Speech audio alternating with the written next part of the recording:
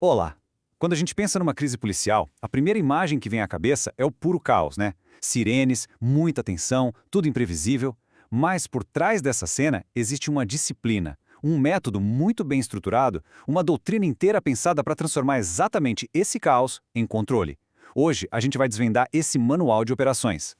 A grande pergunta que a gente vai explorar aqui é essa. Como é que se gerencia algo que parece incontrolável? Como é que se aplica um método numa situação onde vidas estão em jogo e cada segundo faz toda a diferença? É essa jornada que a gente vai fazer agora, do caos ao controle.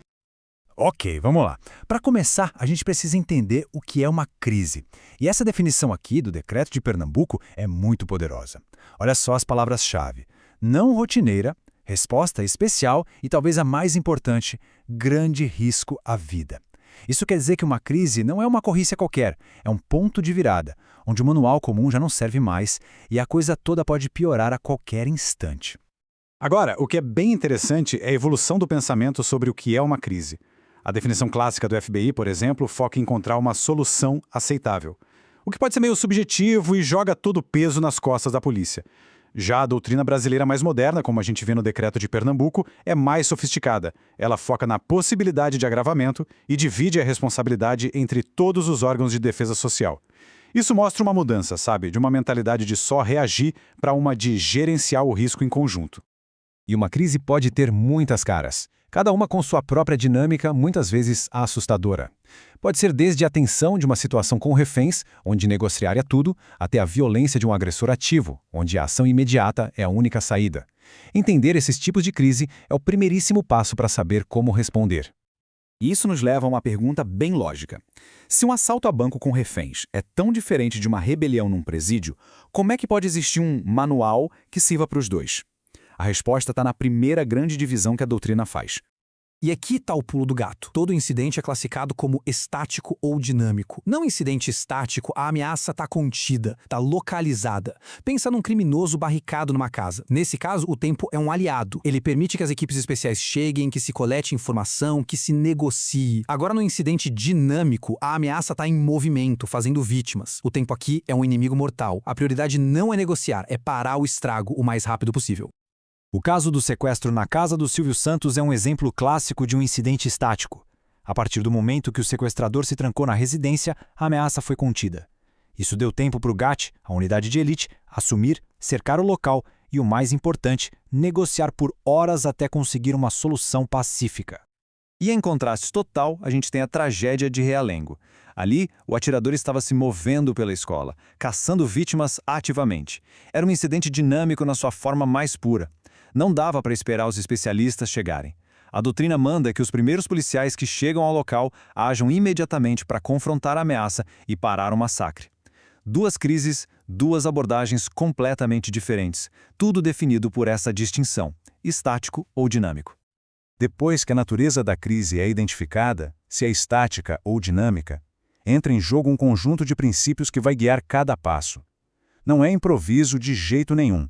É uma doutrina com objetivos bem claros e uma base ética muito sólida.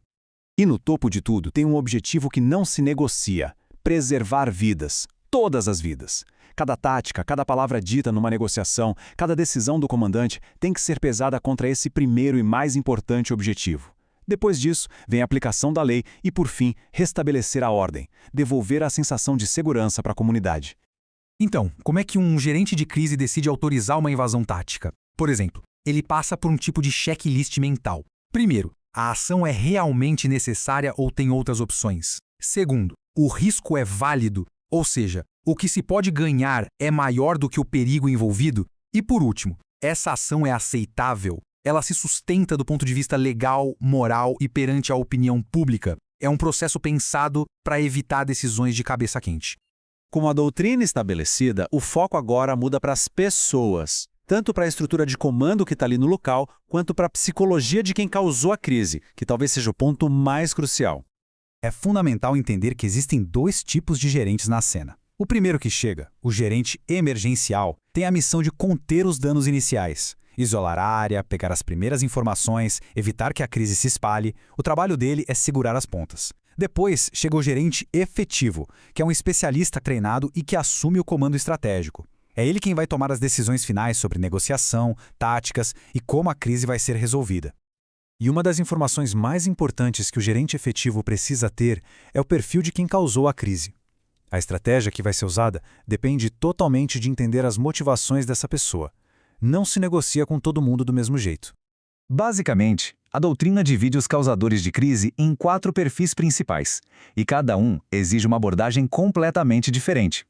Tem o criminoso, a pessoa com transtornos mentais, aquele que está emocionalmente abalado e, por fim, o terrorista, ou alguém com motivação ideológica. Vamos ver a diferença na prática.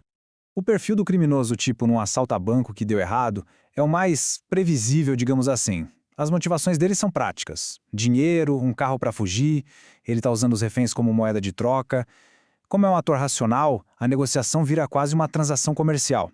A polícia pode oferecer comida, água, a garantia de um julgamento justo, em troca da libertação de reféns. É um jogo de dar e receber baseado numa lógica que os dois lados conseguem entender.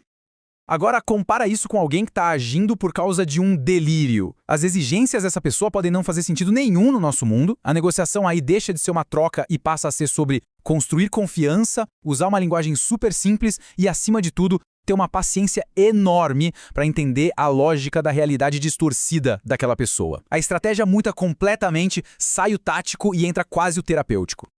Beleza, então a gente já entendeu a doutrina, a ética e a psicologia da coisa.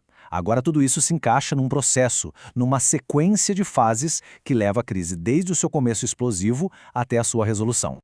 E a espinha dorsal de todo esse processo é uma coisa só: inteligência, informação. Quem é o agressor? Qual é o histórico dele? Como é a planta do local? Quantos reféns tem lá dentro? Cada pedacinho de informação é uma peça do quebra-cabeça que permite ao gerente tomar decisões informadas, em vez de dar um tiro no escuro. E tudo isso acontece em fases. Começa muito antes da crise estourar, na pré-confrontação, com treinamento e planejamento. Aí vem a resposta imediata, quando os primeiros policiais chegam. Depois, o plano específico, onde a estratégia é montada. E, por fim, a resolução, que é o momento de executar o plano. É um ciclo que não para, de preparação e ação. E tudo isso nos deixa com uma reflexão final. Essa doutrina de gerenciamento de crises é uma ferramenta incrível para preservar vidas e restaurar a ordem. Mas ela funciona num mundo de escolhas quase impossíveis, onde às vezes não existe uma solução perfeita. A pergunta que fica no ar em cada incidente é essa: quando todas as opções pacíficas se esgotam, qual é o preço que se paga para proteger o bem maior? É uma pergunta que não tem resposta fácil. Obrigado por acompanhar essa análise.